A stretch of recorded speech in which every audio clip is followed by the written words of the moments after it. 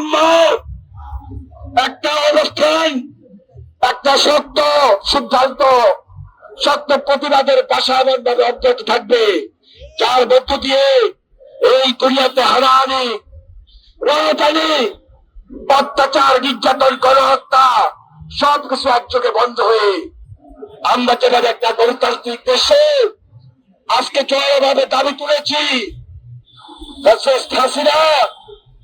যেভাবে আগ্রাসনের মাধ্যমে ভারতীয়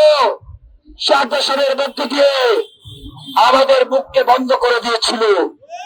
আমাদের বাক্যকে বন্ধ করে দিয়েছিল, আমাদের মতামতকে বন্ধ করে দিয়েছিল। আজকে আমরা যেভাবে ঐক্যবদ্ধ হয়েছি, যেভাবে আমরা বাংলাদেশের মানুষ ফ্যাসিস্টের বিরুদ্ধে লড়াই সংগ্রামকে অবতীর্ণ হয়ে বাংলাদেশের গণতান্ত্রিক ধারাকে অব্যাহত রেখেছি, এইভাবে গোটা দুনিয়ায় সবাই যদি জুলুমের বিরুদ্ধে, অত্যাচারের বিরুদ্ধে, নির্যাতনের বিরুদ্ধে, গণহত্যার বিরুদ্ধে আমরা প্রতিবাদকে জাগরিত করি, আমার বিশ্বাস এই পৃথিবীতে মুসলমান যে একটা শক্তি,